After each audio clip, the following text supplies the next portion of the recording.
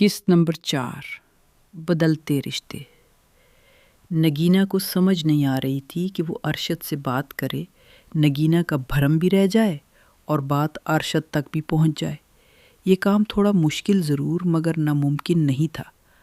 نگینہ کو ارشد سے عشق ہو چکا تھا اور وہ اپنی زبان سے اظہار نہیں کر سکتی تھی، کیونکہ اللہ نے عورت کو شرم و حیا کا مجسمہ بنا کر دھرتی پر بھیجا ہے۔ عورت میں اللہ پاک نے بہت سے خوبیوں سے نوازا اور اس میں ایک خوبی یہ بھی ہے، مگر ہمارا معاشرہ عورت کو بہت سے کام بھی کرنے پر مجبور کر دیتا ہے۔ اب نگینہ ارشد سے بات بھی کرنا چاہتی تھی۔ ارشد، مجھے آپ سے ایک بات کرنی ہے۔ گاڑی میں بیٹھی نگینہ نے ارشد سے بات کرنا شروع کی۔ وہ رات ماما بابا آئے تھے اور میری شادی کی بات کر رہے تھے۔ آپ کیا تحفہ دیں گے مجھے میری شادی پر؟ ارشد بھی بات سمجھ رہا تھا کہ نگینہ کیا کہنا چاہتی ہے۔ ارشد کو شرارت سوجی۔ ہاں، میں تمہیں اچھا ساختہ دوں گی۔ اپنی شادی کا کارڈ مجھے لازمی پہنچا دینا۔ ارشد، میں کیا کہنا چاہتی ہوں اور آپ مذاق کر رہے ہیں؟ ارے بابا، میں امی سے بات کر لی ہے۔ کل تم میرے ساتھ میرے گھر چلنا، پھر میں رشتہ لینے اپنی والدہ کو بھیج دوں گا۔ اچھا ٹھیک ہے، تم کل آفس سے چھٹی کے بعد میرے ساتھ چلنا اور گھر پر بتا دینا کہ میٹنگ میں جانا ہے، دیر ہو جائے گی۔ ارشد، آپ سچ کہہ رہے ہیں نا؟ نگینہ سوالیہ نظروں سے ارشد کی طرف دیکھا اور مسکرا دی۔ نگینہ اب مزید خوش ہو گئی تھی، کیونکہ جیسا وہ چاہتی تھی ویسا اب اسے ملنے جا رہا تھا۔ نگینہ مکمل طور پر بدل گئی تھی، مگر شرافت اور شرم و حیا پہلے کی طرح ہی تھی۔ نگینہ نے گھر جا کر میٹنگ کا بتایا اور اگلے دن بلیک جینز اور یلو کلر کی شرٹ پہن کر ارشد کے ساتھ چل دی۔ نگینہ آج اپنی ساس سے ملنے والی تھی اور پریشان بھی تھی کہ نہ جانے اس کی ساس کیسی ہوگی۔ ادھر ارشد اپنی والدہ کو ساری حقیقت بیان کر چکا تھا اور امی کو راضی بھی کر چکا تھا۔ نگینہ کو وہ وقت یاد آ رہا تھا جب وہ کالج کی فیس بھرنے کے لیے اپنی دوستوں سے ادھار مانگتی تھی، اور آج نگینہ دوسری کی ہر طرح کی مدد بھی کر رہی تھی۔ نگینہ بے سہارا لوگوں کو سہارا دینا چاہتی تھی اور ایک ٹرسٹ بنانا بھی اس کا خواب تھا، مگر اس خواب تک پہنچنے کے لیے اسے مزید تگ و دو کی ضرورت تھی۔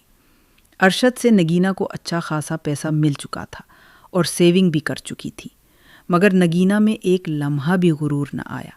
نگینہ محبت کو عبادت کا درجہ دے چکی تھی، اور وہ ایسی ہی محبت کی قائل تھی جس میں محرم صرف اسے پہلی رات ہی چھو سکے۔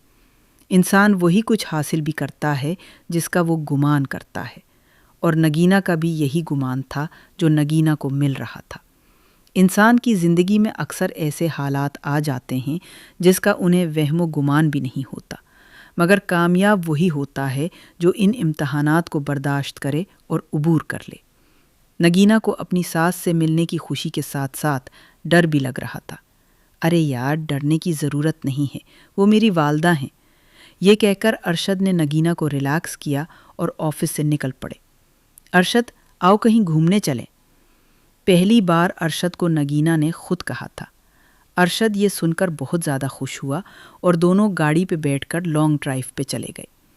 ارشد نے گاڑی چلاتے ہوئے نگینہ کا ہاتھ تھامنے کی کوشش کی۔ نہیں ارشد، ابھی ایسا ویسا کچھ مت کرے، میں آپ کو محرم بننے کے بعد آپ کے حوالے کر دوں گی، مگر ابھی یہ سب ٹھیک نہیں ہے۔ ارشد کو وقتی طور پر غصہ ضرور آیا، مگر بعد میں ٹھیک ہو گیا۔ اب دونوں پارک میں جا بیٹھے اور کافی پینے لگے۔ نگینہ نے جب اپنی گھڑی دیکھی تو رات کے 8 بج چکے تھے۔ دیکھی، وقت کا پتہ ہی نہیں چلا۔ چلے اٹھے، اب چلتے ہیں۔ نگینہ نے پریشان ہوتے ہوئے ارشد سے کہا۔ اچھا بابا، چلو، ماما بھی انتظار کر رہی ہوں گی۔ نگینہ نے آج ارشد سے بہت ساری باتیں کی اور دل کھول دیا اور سب کچھ ارشد کو بتا دیا۔ مرد کو جب لڑکی کی حقیقت کا پتہ لگ جائے تو مرد کے لیے عورت کی عزت کم ہو جاتی ہے۔ کہتے ہیں کہ محبت انسان کو اندھا بہرا کر دیتی ہے۔ جو نہ بھی بتانے والی باتیں ہوں، محبت میں وہ بھی بتا دی کر خود کو قید کر لیا جاتا ہے۔ مرد کی فطرت ہے کہ مرد اس عورت کے زیادہ قریب جاتا ہے جس کو وہ حاصل نہ کر پا رہا ہو۔ ارشد، کتنا سفر رہ گیا ہے، گاڑی میں بیٹھی نگینہ نے ارشد سے پوچھا، بس آدھا گھنٹہ مزید تم دیکھ رہی ہو؟ ٹریفک کتنی جام ہے۔ ارشد، یہ فٹ پاتھ پہ سونے والے بچوں کا کوئی نہیں ہوتا کیا جو انہیں چھت عطا کر دیں؟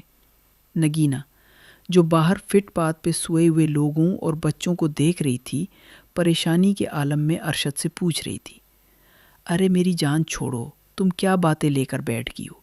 ہمیں خود سے غرض ہونی چاہیے۔ لو بس اس سے اگلی گلی میں، میرا مطلب ہمارا گھر ہے۔ ارشد نے گاڑی کا رہارن بجایا اور اندر سے چوکیدار نے دروازہ کھول دیا۔ ارشد، لو گھر آ گیا ہے۔ رشید، میڈم کے لیے گاڑی کا دروازہ کھولو۔ رشید بہت ادب سے نگینہ کو سلام کرنے کے بعد دروازہ کھولتا ہے۔ نگینہ جب اپنے پاؤں زمین پر رکھتی ہے اور نظر اٹھا کر ادھر ادھر کا جائزہ لینے شروع کرتی ہے، نگینہ کی آنکھیں کھلی کی کھلی رہ جاتی ہیں۔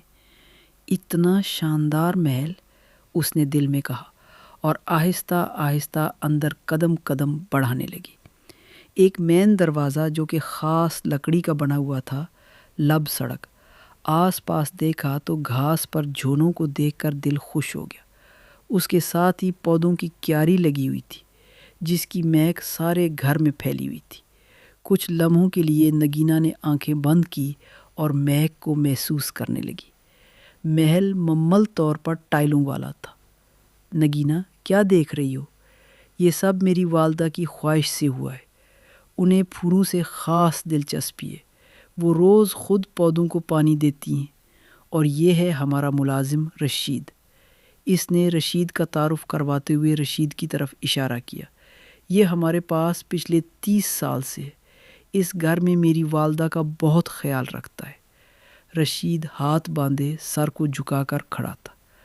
صاحب جی، امی کی طبیعت خراب ہے اور وہ دوا بھی نہیں کھا رہی۔ رشید نے ارشد کو اس کی ماں کی طبیعت کے بارے آگاہ کیا۔ تم نے فون کیوں نہیں کیا ارشد؟ اب رشید پر غصہ ہو رہا تھا۔ صاحب جی، بیگم صاحبہ نے منع کیا تھا۔ چلو جاؤ یہاں سے۔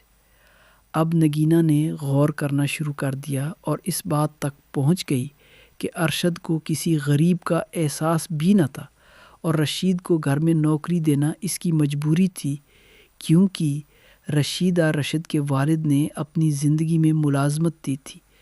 ارشد اسے نکال بھی نہیں سکتا تھا۔